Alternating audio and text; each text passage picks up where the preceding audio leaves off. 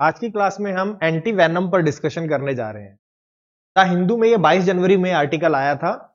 हम देखेंगे कि एंटी वैनम क्या है, साथ ही ये भी देखेंगे कि वैनम क्या है, किस तरह से एंटी वैनम का निर्माण होता है और भारत में एंटी वैनम की उपलब्धता को लेकर क्या समस्याएं हैं। सबसे पहले अगर मैं बात करूं एंटी वैनम की, तो एंटी वैनम क्या है? अगर किसी व्यक्ति को कोई सांप काट ले तो उसके इलाज के लिए जो मेडिसिन दी जाती है उन्हें कहा जाता है एंटी वैनम। अर्थात ये सर्पदंश रोधी दवाएं हैं, यानी विषरोधी भी कह दिया जाता है हिंदी में। तो एंटी वेनम वो दवाएं हैं जो किसी को सांप काट जाए तो उस काटने पर जो उसमें जहर फैलता है उसको रोकने का काम करती हैं। ये दवाएं उन्हें ब्लॉक कर देती हैं उस जहर को, तो उन्हें बोला जाता है एंटी वेनम। लेकिन अगर बात की जाए कि इसका आर्टिकल क्यों आया, इसका रीजन यह है कि भारत को स्नेक बाइट कैपिटल कहा जाता है, अर्थात सर्पदंश की राजधानी कहा जाता है। अर्थात दुनिया में जितने भी जो सर्पदंश से होने वाली मृत्यु है उसमें से लगभग आधी भारत में होती है। अगर यहां बात की जाए तो ये देखो, यहां लिखा है कि भारत में जितने भी मृत्यु हो रही है सर्पदंश से, वो विश्व में होने वाली मृत्यु का आधा है। अर्थात अगर 100 मौत हो रही है विश्व में सर्पदंश से, तो 50 भारत में हो रही है। और भारत में प्रतिवर्ष लगभग 58,000 मामले आते हैं सर्पदंश के। इसीलिए भारत को स्नेक कैपिटल कहा जाता है, स्नेक बाइट कैपिटल कहा जाता है। तो स्नेक बाइट कैपिटल कहने का अर्थ है कि यहां पर केस बहुत ज्यादा है, इनसे होने वाली मृत्यु की संख्या भी बहुत ज्यादा है। तो इसीलिए भारत में एंटी वेनम को लेकर बहुत ही सरकार काम भी कर रही है और रिसर्च इंस्टीट्यूट भी इस पर काम कर रहे हैं, जीनोम की मैपिंग कर रहे हैं सांपों के, कि पता लगे कि इसके जीन में कौन कौन से ऐसे जीन हैं जिनसे विष का निर्माण होता है, जिनसे इन टॉक्सिक प्रोटीन्स का निर्माण होता है। तो देखते हैं कि टॉक्सिक प्रोटीन क्या है। तो ये तो बात हुई यहां की। और दूसरा, अगर एक चीज और हमें ध्यान में रखनी है कि भारत में जितने भी स्नेक बाइट्स के जो मामले आते हैं उनमें से 90% 4 सांपों से ही आते हैं। मेनली 4 बड़े सांप हैं जो लगभग 90% घटनाओं के लिए जिम्मेदार हैं। इन्हें बिग 4 कहा जाता है। अर्थात ये 4 हैं जो मुख्य रूप से स्नेक बाइट के लिए उत्तरदायी हैं। उनमें से पहला है इंडियन कोबरा, यहां पर लिखा होगा। दूसरा है कॉमन क्रेट, तीसरा है रसेल वाइपर और चौथा है स्केल्ड वाइपर। देखो यहां पर लिखा होगा, देखो ये रेचा, ये इंडियन कोबरा है, दूसरा है सो स्केल्ड वाइपर, तीसरा है कॉमन क्रेट और चौथा है रसेल वाइपर। ये 4 ही हैं जो 90% सर्पदंश के लिए उत्तरदायी हैं भारत में। तो ये तो भारत की एक स्थिति बताई गई है इसमें पहले, कि भारत में क्या स्थिति है वर्तमान में। तो मैंने बता दिया कि स्नेक बाइट कैपिटल इसे कहा जाता है। लेकिन अब आते हैं कि सांप का जहर है क्या। अगर सांप के जहर की बात की जाए, वेनम की बात की जाए, तो वो एक प्रोटीन का मिक्सचर है। वो कई विषैले प्रोटीन, टॉक्सिक प्रोटीन का एक कॉम्प्लेक्स मिक्सचर है, एक कॉकटेल है। अर्थात सांप की अगर मैं विष की बात करूं तो कोई एक जहर नहीं है, उसमें उसमें बहुत सारे विषैले प्रोटीन हैं। अर्थात मैं कहूं कि ये कोई एक प्रोटीन का बना, तो एक प्रोटीन नहीं होगा उसमें कि आप उसको एक को टारगेट करके उसके लिए दवा बना लें। बहुत सारे उसमें टॉक्सिक प्रोटीन होते हैं, उनका वो एक मिक्सचर है। तो ये बहुत ही एक विषैला, एक तरह से इसे रासायनिक हथियार भी कह सकते हैं आप। तो ये एक सबसे घातक रासायनिक हथियारों में से एक है आपका वेनम। और दूसरी खासियत इसकी ये होती है कि किन्हीं भी 2 सांप की प्रजातियां हैं उनमें सेम वेनम नहीं होता, अलग अलग होता है। प्रजाति बदलेगी तो उनमें जो टॉक्सिक प्रोटीन है वो भी बदल जाते हैं। कुछ प्रोटीन होंगे जो कॉमन होंगे, कुछ बदलते रहते हैं। अर्थात आप अगर आपने किसी एक सांप के लिए एंटी वेनम बनाया तो जरूरी नहीं है कि वो दूसरे में काम करे। और सांप काटने के इलाज में ये सबसे बड़ी समस्या ये भी है कि आपको हर प्रजाति के लिए एक स्पेसिफिक एंटी वेनम को बनाना पड़ेगा। तो ये एक समस्या होती है सांप के काटने पर, जो हमें उसके इलाज के सामने समस्या आती है। देखो उसके बाद क्या, इनमें कई तरह के जहर होते हैं। मतलब मैं कहूं कि ये अलग अलग पार्ट को प्रभावित करते हैं, जो इसके अंदर जो टॉक्सिक प्रोटीन होते हैं। इनको पहले को बोलते हैं हेमोटॉक्सिन। अर्थात ये ब्लड सेल्स को प्रभावित करते हैं, जो हमारी रक्त कोशिकाएं होंगी उनको प्रभावित करेंगे, जिससे जहां पर सांप काटता है वहां पर क्लोटिंग नहीं होती, थक्का नहीं जमता। अर्थात वहां से खून बहना बंद नहीं होता।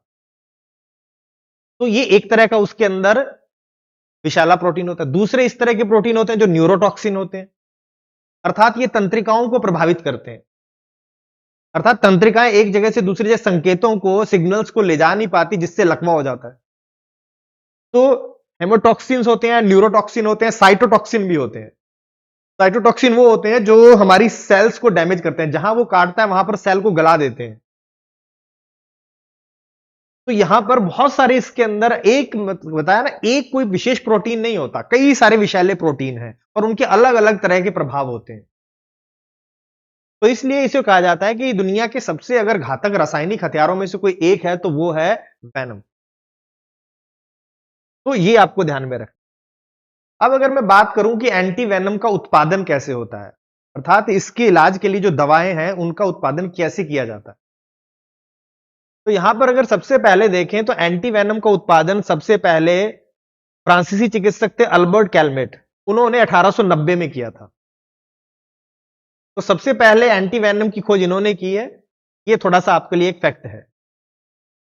लेकिन इसका निर्माण कैसे किया जाता है, कैसे ये बनाया जाता है, तो अगर मैं बात करूं एंटी वेनम की, तो एंटी वेनम एक तरह की एंटीबॉडीज है। जैसे हमारे शरीर में आपने सुना होगा कोई वायरस या कोई बैक्टीरिया हमारे अंदर प्रवेश करता है तो हमारा प्रतिरक्षा तंत्र, इम्यून सिस्टम काम करना शुरू करता है और वो फिर जो ये बाहर से बैक्टीरिया आए उनको एंटीबॉडीज मार देती हैं या उनको ब्लॉक कर देती हैं। उसी तरह से एंटी वेनम में भी एंटीबॉडीज होती हैं। जो सांप जब काटता है तो उसका जो जहर हमारे अंदर जाता है, जो वो टॉक्सिक प्रोटीन हमारे अंदर जाते हैं, उनको वो ब्लॉक कर देता है, उनके साथ वो एंटीबॉडी जुड़ जाती हैं और फिर धीरे धीरे उसको हमारे शरीर से वो हमारा प्रतिरक्षा तंत्र साफ कर देता है। अर्थात जब उसके साथ वो जुड़ जाएंगी, उसको ब्लॉक कर देंगी, तो उनका जो इफेक्ट है वो हमारे शरीर पर नहीं पड़ता। तो पहली बात तो एंटीवेनम काम कैसे करता है कि वो एक एंटीबॉडीज होती हैं। एंटीबॉडीज जो हमारा जो प्रोटीन आता है हमारे अंदर जो वेनम वाला, उसके साथ जुड़ जाती हैं, उसको ब्लॉक कर देती हैं और उसको धीरे धीरे न्यूट्रलाइज कर देंगी और हमारा शरीर का इम्यून सिस्टम फिर धीरे धीरे उसको फ्लश आउट कर देगा, शरीर से बाहर कर देगा। तो ये तो है, लेकिन ये बनती कैसे, कैसे इसको तैयार किया जाता है, तो इसमें हॉर्स का, घोड़े का यूज किया जाता है या शीप का भी यूज करते हैं। अब कैसे करते हैं, देखो सबसे पहले तो वेनम को, जहर को प्राप्त किया जाता है सांप के। तो पहले सांप के जहर को निकाला जाएगा, उसके अंदर जो स्नेक में ग्लैंड्स होती हैं जहां पर इस जहर का, वेनम का निर्माण होता है, उन ग्लैंड्स में से वेनम को प्राप्त किया जाता है। इस वेनम को पहले यूं कहूं कि जहर को सांप से पहले निकाला जाता है और सांपों से प्राप्त किया जाता है। देखो इसी संदर्भ में एक चीज और ध्यान में रखनी है कि भारत में एक जनजाति है जो भारतीय कंपनियों को यूं कहो कि सप्लाई करती है जहर का, इस वेनम का। इरूला जनजाति, तमिलनाडु की इरूला एक ट्राइब है जो स्पेशली यही काम करती है कि वो सांपों को पकड़ती है, उनमें से जहर को निकालती है और कंपनीज को सप्लाई करती है। तो वेनम की आपूर्ति में इस इरूला ट्राइब का, जो तमिलनाडु की एक ट्राइब है, उसका बहुत बड़ा रोल है। तो इसलिए इरूला ट्राइब अभी थोड़े टाइम पहले न्यूज में भी थी। तो ये आपको ध्यान रखना है ट्राइब के बारे में कि वेनम की सप्लाई करने वाली ट्राइब कौन सी है, इरूला, और कहां की है, तमिलनाडु की। बहुत ही बढ़िया कैचर होते हैं, बहुत ही आसानी से ये सांप को पकड़ लेते हैं और बहुत ही आसानी से ये उनसे सांप से जहर भी निकाल लेते हैं। तो ये बहुत अच्छे कैचर हैं। तो वेनम को पहले निकाला, अब क्या किया जाता है, उस जहर को निकाल कर घोड़े में इंजेक्ट किया जाता है, अर्थात हॉर्स में उसको इंजेक्शन के थ्रू डाल दिया। लेकिन शुरुआत में छोटी डोज देते हैं, ज्यादा वेनम नहीं देते हैं। जब घोड़े के अंदर इसको डाला जाता है तो घोड़े का शरीर उनके प्रति रिएक्ट करता है, अर्थात वो एंटीबॉडीज को निर्माण करता है।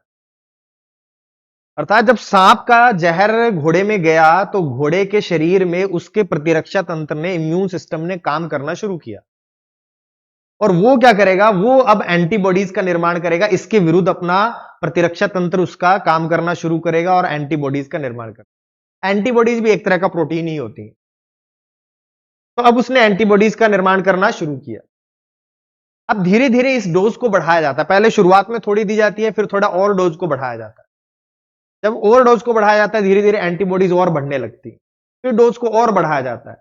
तो इस तरह से डोज को धीरे धीरे बढ़ाया जाता है और इससे हॉर्स में एंटीबॉडीज की मात्रा बढ़ती जाने लगती है। और फिर एक समय आता है जब इतना जहर दिया जाता है जितना एक टाइम में कोई सांप काटने पर किसी व्यक्ति के अंदर जाएगा, और तब वो सबसे अधिक मात्रा में एंटीबॉडीज का प्रोडक्शन करने लगता है। अर्थात कुल मिला के धीरे धीरे उसकी डोज को बढ़ाया, जब वो बड़ी मात्रा में एंटीबॉडीज का निर्माण करने लगता है, तब हम उसको ये डोज देना बंद कर देते हैं। तब क्या किया जाता है? तब इससे इसके ब्लड को बाहर निकाला जाता है। अब हम घोड़े के ब्लड को निकालेंगे बाहर, क्योंकि उसके अंदर बहुत सारी अब एंटीबॉडीज हैं। तो सबसे पहले हमने वेनम लिया, उसको घोड़े के अंदर इंसर्ट किया, फिर घोड़े के अंदर जब एंटीबॉडीज बन जाती हैं तो उसके ब्लड को बाहर निकाल लिया जाता है, और उसके ब्लड में से रेड ब्लड सेल अलग हो जाती है, प्लाज्मा जो होता है उसको अलग कर लिया जाता है। उस प्लाज्मा को अलग करके उसमें से फिर एंटीबॉडीज को अलग कर लिया जाता है, उसको प्यूरिफाई कर लिया जाता है।